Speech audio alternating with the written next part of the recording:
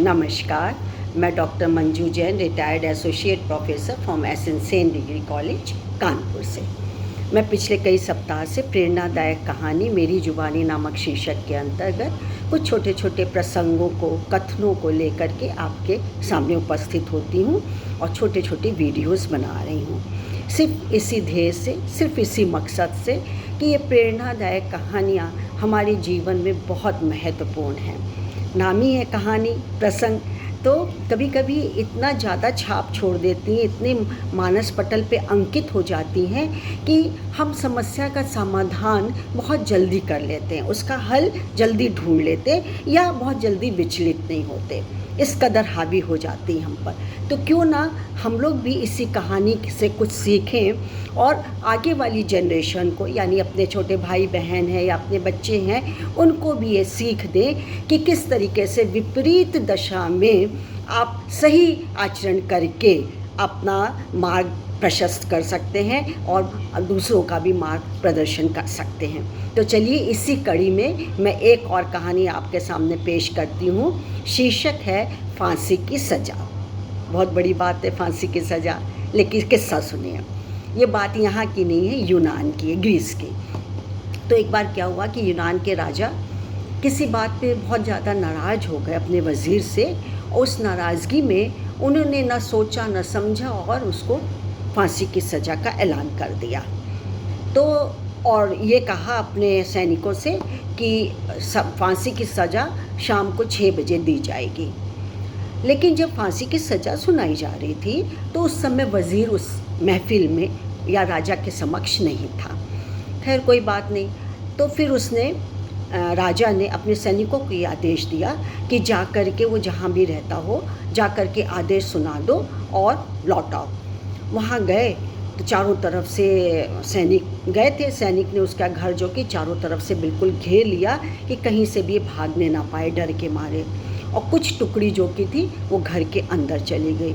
Yellow भैया, वहाँ गम क्या था, शोक क्या था? ना ना ना, वहाँ तो जश्न हो रहा था, हंसी मजाक, ठेके ठहाका, गाना बजाना सब हो रहा था।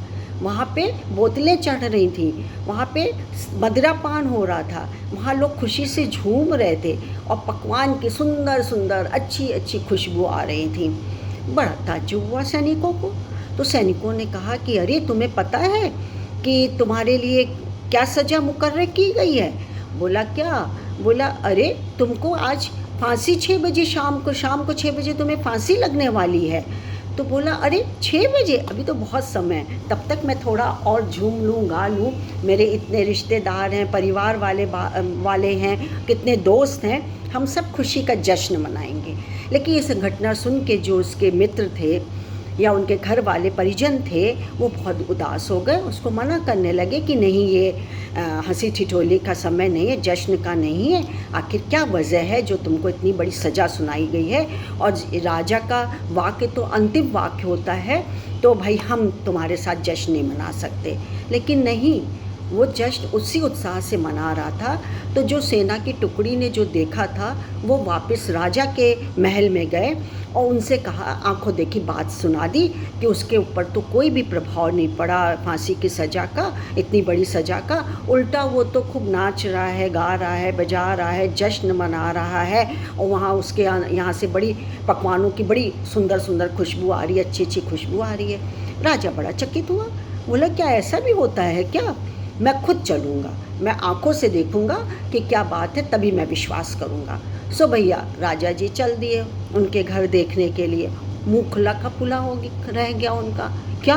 क्योंकि वही जो उनके सैनिकों ने बताया था, वहाँ हल्ला गुल्ला, ठाके, गाना बजाना सब हो रहा था, जश्न मनाया जा रहा था।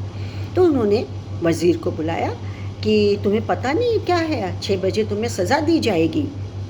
तो बोला 6 बजे ना, अभी इतना समय मेरे पास है, तो मैं क्यों ना इसको हंसी खुशी में दोस्तों के साथ समय का सदुपयोग करूं?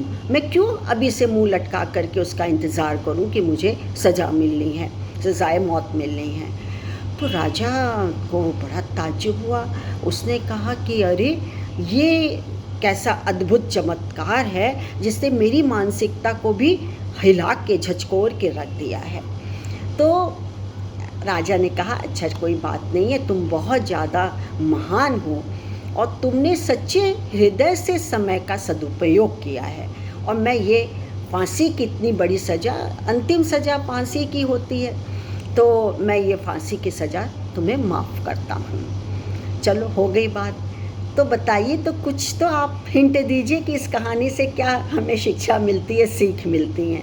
जी हाँ, बिल्कुल सही पहचाना कि हर व्यक्ति को हर पल जो कि है समय का सदुपयोग करना चाहिए, उसको जानना चाहिए, चाहे कितना भी उसके आगे असफलता हो, विपरीत दशाएं हों, या उसका पसंद का कोई काम नहीं हो रहा है, समस्याप्रद है, बहुत कठिन काम है, विचलित मत होइए, उसको करिए।